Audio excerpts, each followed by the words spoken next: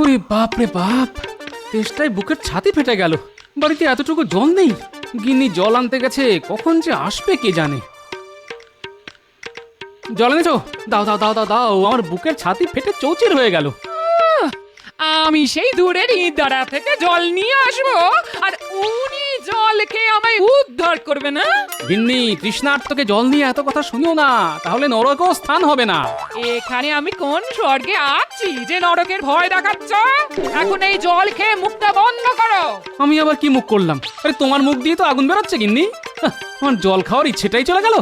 অনেক নাটক হয়েছে, এবার জল খেয়ে আমার স্বর্গে যাওয়ার ব্যবস্থা করো।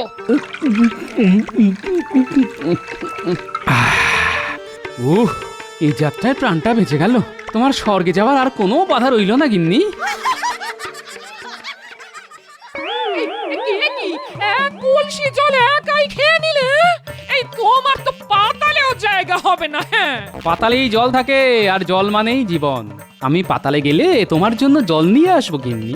এত জল যে খেয়ে কুলোতে পারবে না। তুমি রাজসভার লোক, তুমি কেন যাবে? যাব আমি। আর শোনো, এই দূর দূর গ্রাম থেকে জল আনতে পারছি না। তোমার বুদ্ধি নিয়ে আমার চিরকালই সন্দেহ ছিল, আর এখন এখন আরো আরো বাড়ছে বাড়ছে। মহারাজকে বলে বাড়িতে একটা ইঁদারাও খুঁড়াতে পারছো না? না, পারছি না। সারা দেশ জুড়েই এখন খরা চলছে। আমি একার জন্য কি করে ইদারা খুঁড়তে বলি বলো তো? তাহলে পাতালেই থাকো আর পেট পুড়ে জল খাও, আমিও বাঁচবো। আর তড়িবাত করে রান্না করতে হবে না। হ্যাঁ,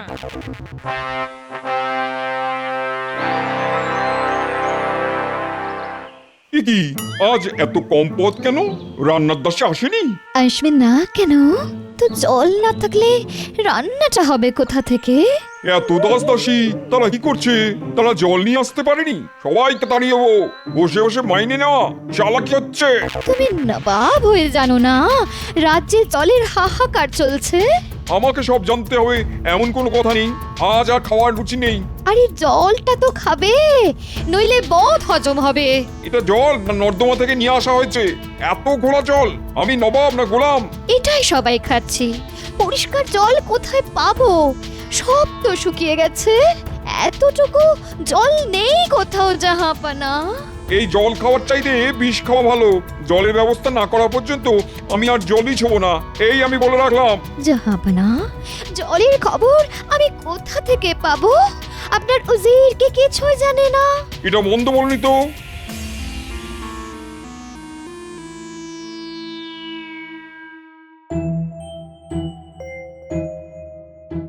মহারাজ, রাজ্যের কোথাও জল নেই।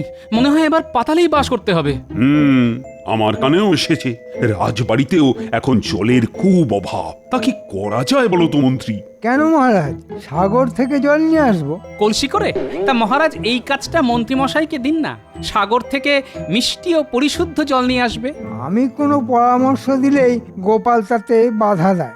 এটা কি ঠিক হচ্ছে মহারাজ? গোপাল বাধা দেয় বলেই আমার রাজত্ব এখনো টিকে আছে। হ্যাঁ, আর তোমার কথাই চললে না, কবেই প্রজারা আমায় তাড়িয়ে দিত। হ্যাঁ, তা ঠিক বলেছেন।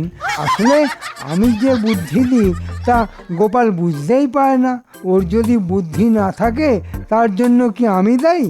মন্ত্রীমশাই এতদিনে এই মহান সত্য কথাটা বুঝেছেন। সত্যিই তো, আমার যদি বুদ্ধি কম হয় তার জন্য মন্ত্রীর কি দোষ? তা মন্ত্রী, তা এবার বলো তো, রাজ্যের জলাভাব কি করে মেটানো যায়? সাগর থেকে নদী কেটে যদি আমাদের রাজ্যে নিয়ে আসা যায় তবে আর জলের কোনো অভাবই থাকবে না। মন্ত্রীমশাই ঠিক কথাই বলেছেন। তবে প্রশ্নটা হলো, কে এই নদী খুঁড়বে? মন্ত্রীমশাই? আমি একা কেন খুঁড়বো মহারাজ? আমি রাজ্যের মন্ত্রী। আপনি বরঞ্চ গোপালকে খুঁড়তে বলুন। কোদাল চালাতে ও ওস্তাদ। খোঁড়ার কথাই যখন উঠলো তখন ইদারা খোঁড়াই ভালো। রাজ্যে যদি বড় বড় ইদারা খোঁড়া যায় তবে জলের কষ্ট মিটে যাবে। পাতালে যে কি আছে তা মন্ত্রীমশাই জানতে পারবেন। তাহলে আর জল আনতে সাগরে যেতে হবে না। দেখলে মন্ত্রী, একেই বলে গোপালের বুদ্ধি। হ্যাঁ, আর তোমার মতো নির্বোধরাই সাগর থেকে জল আনার কথা বলে। কাল থেকে গোপাল ইদারা খোঁড়ার জন্য লোক লাগাও। উজির, আজ তোমার দুটো কানই যদি কেটে দিই তাহলে কেমন লাগবে? তাহলে তো জাহাপানা আপনারই ক্ষতি। আমি কানে না শুনলে আপনার আদেশ মানব কি করে? বুঝলাম, আচ্ছা যদি তোমার চোখ গেলে দিই তাহলে কেমন হয়? খুব ভালো হয়। নবাবরা সাধারণত উজিরদের চোখ দিয়েই তো রাজ্যটাকে দেখে, আপনি সেটাও দেখতে পাবেন না। কাজের মধ্যে কাজ এটাই হবে। তোমার কি মনে হয় তুমি চোখে দেখতে পাও? না হুজুর, আজ সব কিছুই কেমন জানি আবছা আবছা লাগছে। আসলে নবাব কুপিত হলে উজির কখনো চোখে পরিষ্কার দেখতে পায়। শুধু আজ কেন, মনে হয় বহুদিন ধরেই তুমি চোখে কম দেখো। নইলে দেশে যে এত জলাভাব তা তুমি দেখতে পাওনি কেন? আমি পর্যন্ত আজ নর্দমার জল খেয়ে এসেছি, তুমি কি আমার মৃত্যু চাও? হুজুর, আমি বড় বড় ইদারা খোঁড়ার জন্য অনেক চেষ্টা করেছি, কিন্তু লোক পাচ্ছি না হুজুর। তারা সবাই জল আনতে অনেক দূর দূর গ্রামে চলে যাচ্ছে। ইদারা খোঁড়ার সময় তাদের তো নেই। তাহলে তো খুবই বিপদ, লোক পাবো কোথা থেকে? আপনার কি মনে হয় আমি সেটা ভাবিনি? ভেবেছি হুজুর, জব্বর একটা বুদ্ধি বার করেছি। বলে ফেলো, আমার আর তর্স হইছে না। আপনার হাতেই তো লোক আছে। আমার হাতে লোক থাকলে কি আর তোমায় এখানে বসিয়ে রাখতাম? তা একেবারে ঠিক কথা বলেছেন, কিন্তু লোক তো আপনার হাতেই আছে। আমার হাতে আছে অথচ আমি জানি না। কে বলো? কেন মহারাজ, কৃষ্ণচন্দ্রের সভাসদরা শুনলাম তারা নাকি বড় বড় ইদারা খুঁড়তে শুরু করেছে। লোকের অভাব নেই, কিন্তু মহারাজ নবাবকে টক্কর মারবে সেটা কি খুব ভালো দেখাবে? প্রজারা তো দুয়ো দেবে আপনাকে। সভাসদদের এখানে নিয়ে আসতে পারলে ওদের কাজ বন্ধ হয়ে যাবে, আর আমরা তাদের দিয়ে ইদারা খুঁড়িয়ে নেব। এটা তো ভালো বলেছো উজির, কিন্তু তাদেরকে এখানে আনবো কি করে? সামান্য একটা প্রশ্ন করার জন্যে। কি সেই প্রশ্ন? মাটির তলায় কি আছে? আর কেউ না পারুক, গোপাল এই প্রশ্নের উত্তর দেবেই। ব্যাস, তাহলে আপনিই বলবেন প্রমাণ করে দেখাও। আর প্রমাণ করতে গেলেই ওদের মাটি খুঁড়তে হবে। 9 জন 9টা ইদারা খুঁড়ে ফেললে আর আমাদের জলের কষ্ট থাকবে না। বাবা, বেশ বুদ্ধি দিয়েছো তো। তাহলে ওদের কাছে দুধ পাঠাও, অবিলম্বে যেন তারা এখানে এসে প্রশ্নের জবাব দেয়। 9 জনকেই কিন্তু আসতে হবে। জি জাহাপানা।